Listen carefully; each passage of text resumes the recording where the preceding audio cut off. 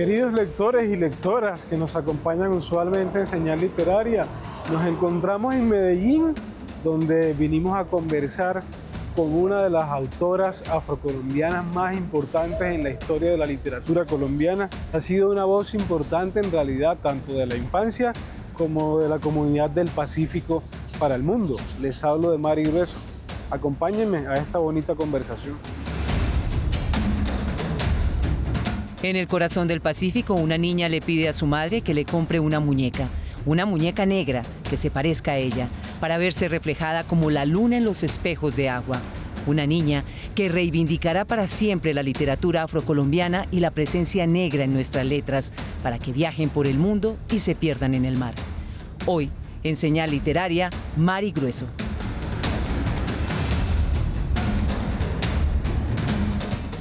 ¿Cómo está, querida Mari? Bienvenida a Señal Literaria. Bueno, gracias por la invitación. Estoy un poco indispuesta, pero con el ánimo de poder hacer este programa porque me parece muy interesante. Entonces, le agradezco que haya venido y tenga la oportunidad de poder hablar con usted y con su público. Bueno, querida Mari, yo quisiera que comenzáramos hablando un poco de la tradición oral, de la importancia de la tradición oral en su obra. Yo sé que usted ha reivindicado en distintos momentos la oralidad, el hecho de que de generación en generación se cuenten historias, pero cuéntenos usted un poco la importancia de esa tradición oral. Bueno, para mí es de suma importancia la tradición oral. Y hoy, aunque utilizo la grafía, mis libros, todos, desde la literatura infantil hasta la poesía, están permeadas de tradición oral. Sí.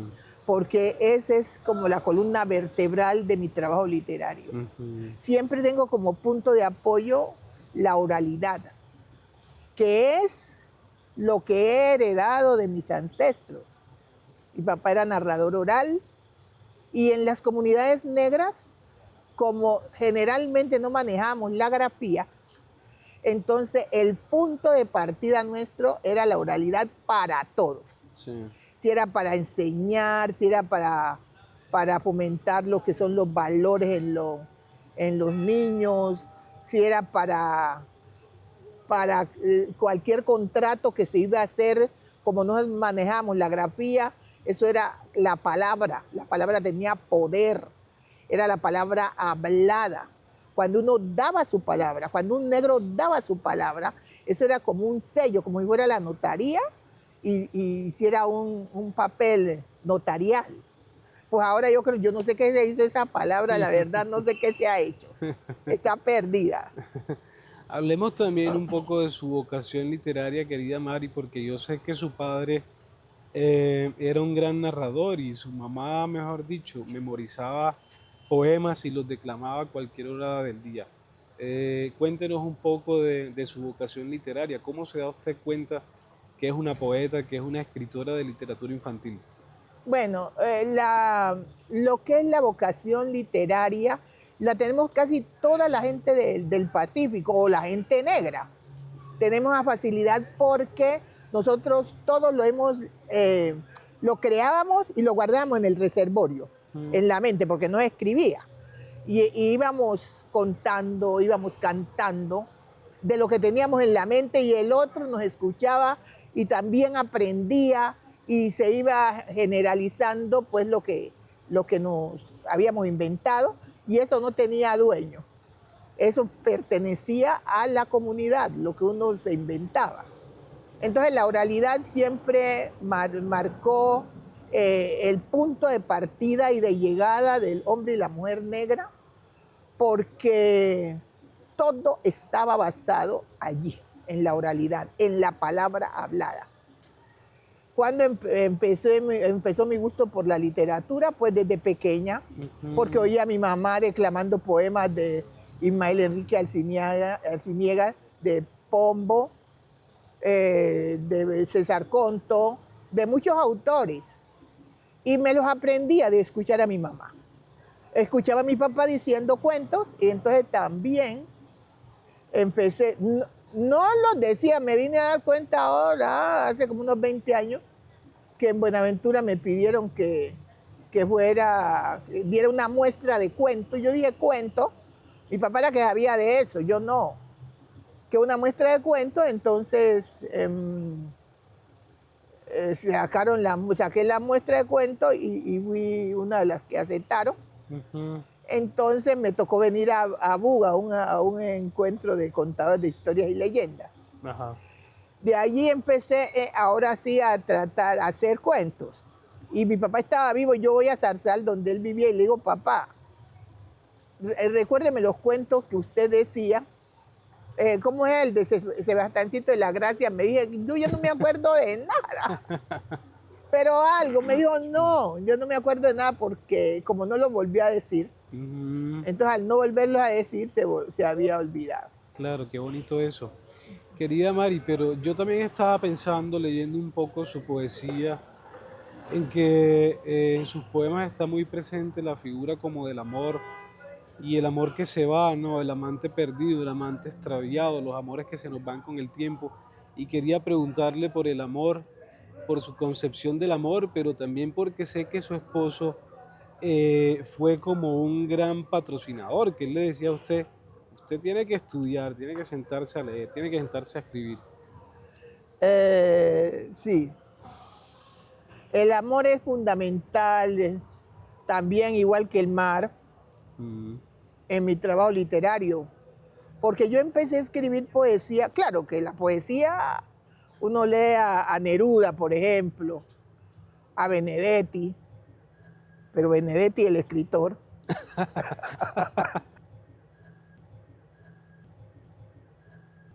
Entonces le tocan el alma, ¿eh? mm, Hablan del amor, del sentimiento, de las dificultades, de todo.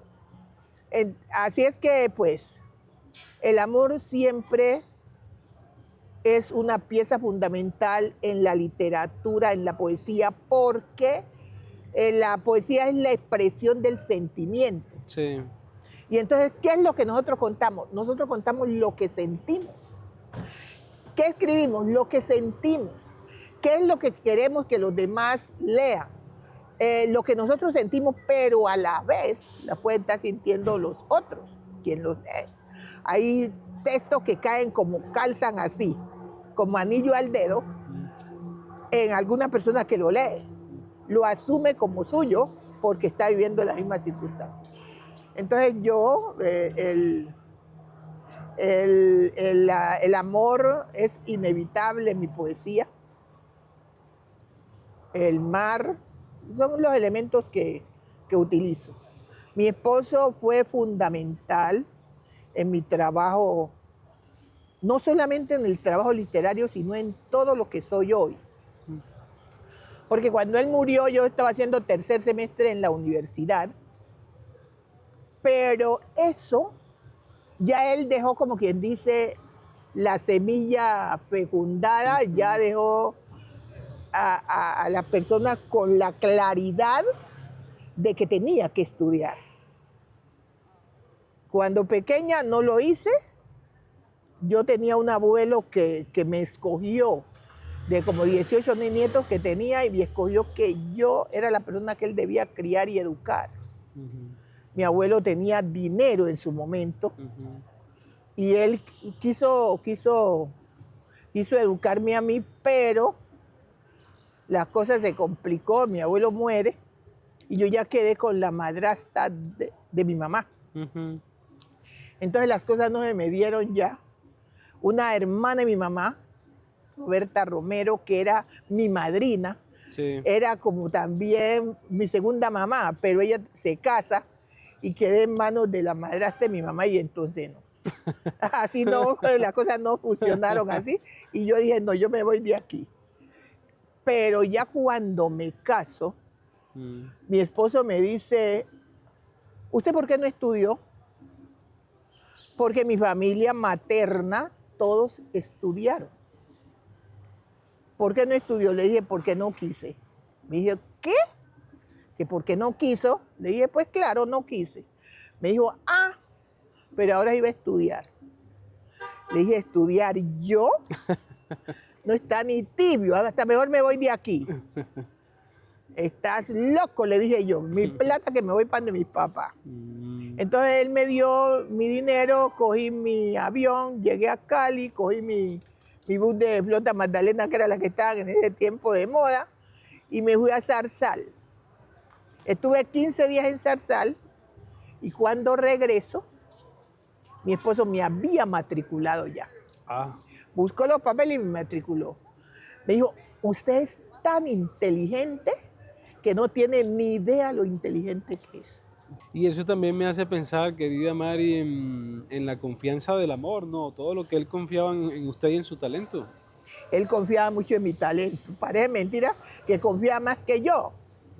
Porque él lo apostó todo lo apostó. Es un hombre avanzada, no todos los hombres están pensando, y en esa época, que estudiara la mujer. Claro. Entonces, él pensó en eso, él pensó y lo ejecutó, lo puso en práctica. Así es que ya el año siguiente saqué el primer puesto y así sucesivamente. Siempre saqué el primer puesto. Pero él muere y entonces ahí quedé pues arreglada yo. Ahí quedé arreglada yo, tuve que seguir. Porque es que nos vinimos de Guapi. Eso es otra cosa que tampoco, nunca me dijo él por qué nos vinimos, pero yo creo que nos vinimos de Guapi precisamente para que yo pudiera estudiar. Porque en ese tiempo no había la abierta y a distancia de ¿cómo se llama? La universidad. La universidad, pero de Don Beli, de Belisario, que trajo su cuento. Entonces, como no había la universidad abierta y a distancia, los amigos le decían, ¿usted qué va a hacer con esa mujer? Como maestra normalista nomás no la pueden dejar. Los compañeros de trabajo que habían sido mis profesores, no, ese era un problema serio. Terminé yo el año escolar, me vine a tener mi hijo acá con mis papás y él renunció. De la normal y se vino para acá. Nunca me dijo por qué lo hizo, pero yo creo que él lo hizo para que yo pudiera estudiar. Querida Mari, y yo quisiera que conversáramos ahora un poco de su literatura infantil. No, por ejemplo, este libro que es tan memorable. Yo creería que este libro ya es un clásico de la literatura infantil colombiana, La Muñeca Negra. Este libro y esta historia en la que una niña en el Pacífico le pide una muñeca a la mamá, pero no quiere una muñeca rubia o de estas que venden usualmente, sino una muñeca negra. Cuéntenos usted un poco sobre esta historia, querida Mari, que yo sé que además cuando usted era niña lo contó en algún momento. No había muñecas, sino que jugaban con muñecas hechas de pan y de plátano. De plátano, sí, claro. Lo que pasa es que más o menos lo que trato es de traer la infancia a las niñas del Pacífico en su momento. Hoy no, pero en esa época muñecas no había. Había una muñeca, llegaban unas muñecas allá era un material como pasta, que eran tiesas, ni se sentaban, ni se movían, no hacían nada. Y tenía unos pedazos como de vidrio en los ojos azules y el pelo estaba marcado en la misma pasta. Esa muñeca no me representaba. No tenía nada que ver conmigo. Entonces siempre los niños buscan tener algo que los represente. Entonces yo, retrotrayendo todo eso, empecé a escribir La Muñeca Negra, pero lo básico, lo fundamental por lo que yo escribí literatura infantil fue porque siendo niña, los cuentos que leía eran los de Caperucita Roja, la Blancanieves y los 7 enanitos, eso de los hermanos Grimm. Y pues Pombo que el bendito pescador era que nunca pescó nada en ese balde, ¿eh?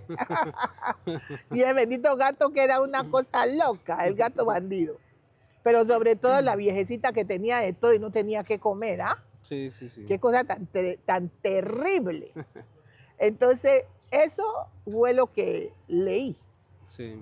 Pero vengo yo también a ser maestra con el mismo cuento. Mm. Entonces ya dije yo, esto no puede ser así.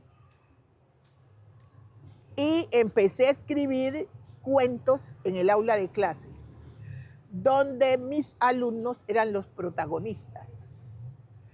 ¿Y por qué los alumnos los protagonistas? Porque el Ministerio de Educación nunca nos tuvo en cuenta en el pénsul educativo.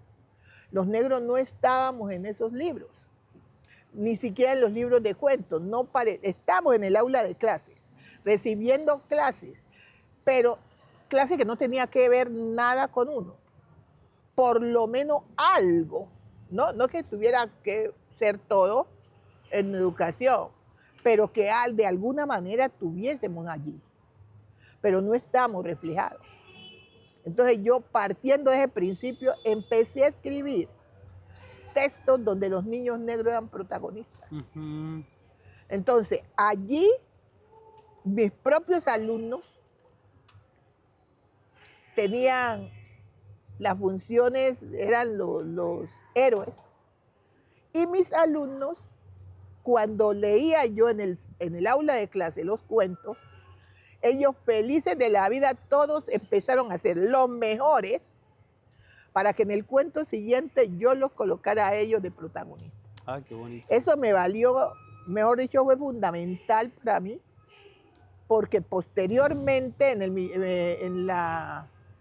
me nombró la Secretaría de Educación del Valle, me nombró como la mejor maestra, porque es que es una innovación pedagógica muy importante.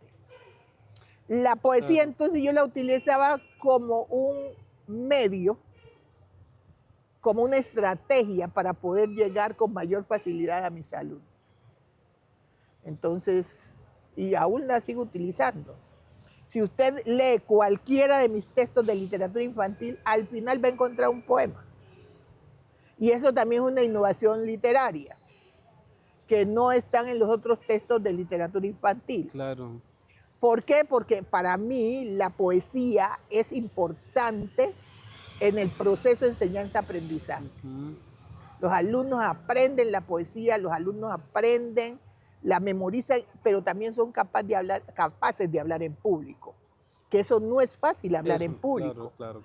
Entonces, los alumnos desde la primera infancia empiezan a hablar en público, a desenvolverse. Y desde ahí vamos motivando a los futuros líderes.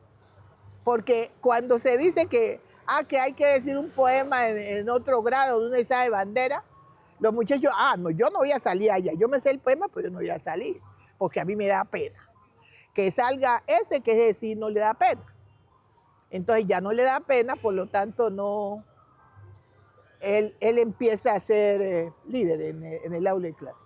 Y estoy pensando, Mari, en que se podría interpretar o se podría leer tal vez el hecho de que usted haya reivindicado al negro en su literatura como un esfuerzo finalmente porque los propios niños se vieran reflejados, ¿no? Como verse en el espejo de la literatura, eso que nos contaba ahorita, por mucho tiempo estuvieron marginados, no se veían reflejados ahí, y con su literatura ya comienzan a verse. Sí, claro. Ellos se leen y se encuentran. Y los que no son negros también nos encuentran en los libros, en los textos. Entonces, para mí era fundamental que estos niños tuvieran su referente, que pudieran mirarse en los textos que leían. Claro. Y darse cuenta que ellos también podían estar allí. Bueno, querida Mari, yo quería además preguntarle por un verso de un poema titulado Negra soy, en el que dice que es negra como la noche, soy negra como la noche, como el carbón mineral, y que no disimulen llamándome morena. No, usted siempre ha dicho, pues prácticamente ha comentado que mejor no se refieran a usted como morena, sino como una mujer negra. Sí, porque es que este mito no es piel. Moreno, usted vaya a buscar algo moreno, ¿qué es moreno? Moreno es un apellido, pero ninguna pintura, nada es moreno. Entonces el cuento de moreno es que para que uno no se sienta mal, entonces lo llaman moreno, pero yo soy una mujer negra y yo me autorreconozco como una mujer negra y lo digo por todas partes. Y estoy tratando y he tratado de que las actuales y futuras generaciones también se autorreconozcan. Porque a medida que nosotros nos autorreconocemos, pues todo fluye. Claro. Todo fluye. Y este libro tan bonito, querida Mari, para ir cerrando, Abuela se fue, la Nuna, me gustaría que nos comentara un poco sobre esta historia, ¿no? En la que un niño le pide a la abuela que le alcance la luna, pero él la ve reflejada en un charquito. Quiere cogerla, pero no puede. Ajá. Y cuando trata de cogerla, le vuelve nada a la luna. Y entonces es ahí el gran problema. El niño quiere agarrar la luna, la nuna, pero la nuna no se deja agarrar, se vuelve pedazo. Y luego se da cuenta que otra vez la nuna se volvió a organizar. Y entonces la abuela le tocó pues ese día hasta que tuvo que hacerlo dormir. Porque la tenía, que abuela que te fue la nuna, que abuela que ya está la nuna, que abuela que la nuna no está. Entonces, son circunstancias que le toca a uno como abuela o como mamá, cuando los niños están recién aprendiendo a descubrir el mundo. Entonces, él ve la luna en el charco del agua y va y le dice a la abuela que vea la luna. Sí. Y entonces después dice, no, abuela, vea la luna allá arriba. ¿Y por qué la luna está allá arriba? No, es que ella vive allá, le dice la abuela. Y viene acá a mirarse a ver si está bonita. Y después la luna se le daña porque él la trata de agarrar para jugar con ella y nada. Entonces la va a llamar a la abuela otra vez que la luna se ha dañado. Y vuelve la abuela. Y cuando la coge, ya llega, ya la luna está buena otra vez. Así que ese es un problema serio. Y entonces ya la abuela lo que hace es, venga, lo sube al regazo y le inventa una canción. Que le dijo, vamos a cantar una canción a la luna. A la luna. Y se fue la luna, y se fue la luna, se fue la luna se fue. Y se fue la luna, y se fue la luna, y fue la luna porque iba a llover. Ay, qué bonito. Entonces, después la abuela le empieza a contar y dije que empieza a hacer una escalera de conchas del mar para que subiera ya, agarrar a la luna. Y entonces el niño en el sueño empieza a subir por esa escalera para alcanzar a la luna. Hay algo muy bonito en sus cuentos, querida Mari, y es que usted los cierra casi todos así. Dice, se acabó mi cuento, que sea mentira, que sea verdad, que se lo lleve el viento a recorrer la mar. Todo lo cierro así. ¿Cierto? Ajá, en vez de decir, colorín colorado, este cuento se ha acabado. Yo no digo así, sino que digo, se acabó mi cuento, que sea mentira o que sea verdad, que se lo lleve el viento a recorrer la mar. Qué bonito. Y siempre el mar tan presente finalmente. Claro, porque de eso se trata, de mostrar el mar, de mostrar el Pacífico, de mostrar nuestras costumbres, nuestras creencias a través de mi poesía, a través de mis cuentos. Que siempre estén presentes todos los elementos que son constitutivos de la cultura de la gente, del hombre y la mujer del Pacífico. ¿Cómo quiere ser leída y recordada con los años, Mari Grueso Romero? A ver, yo quiero ser leída por todo el que tenga la oportunidad de leerme. Quiero ser recordada como esa mujer que luchó por su identidad, por su cultura y por tratar de abrir un espacio para que las actuales y futuras generaciones pudieran transitar con mayor tranquilidad. Qué bonito eso. Bueno, querida Mari, gracias por estar acá en Señal Literaria y Señal Colombia. Este espacio siempre seguirá siendo su casa para cuando quiera volver. Bueno, de todas maneras, le agradezco la invitación, le agradezco la entrevista y no me podía ir sin decir un poema porque ni más faltaba. Claro. Entonces hay un poema que me gusta. ¿Que de dónde soy? Me preguntan muchas veces. Soy una mujer negra del Pacífico colombiano, donde muchos ríos descienden cantarinos, se anudan al mar con dulzura a beber agua salobre de sus entrañas, donde los peces viajan insistente en mi memoria y los alcatraces pescan esperanzas, donde el viento se lleva el sonido del tambor y te traga el olor de la marea lontananza, donde la lluvia toca tu ventana para despertarte mientras arrulla las islas y las olas besa la arena en la playa con lamento obstinado, donde el sol sonríe al viento mientras te pinta la piel de chocolate. Soy de ese mar donde los luceros navegan en Imbabura, cuando del cielo descienden sobre el agua.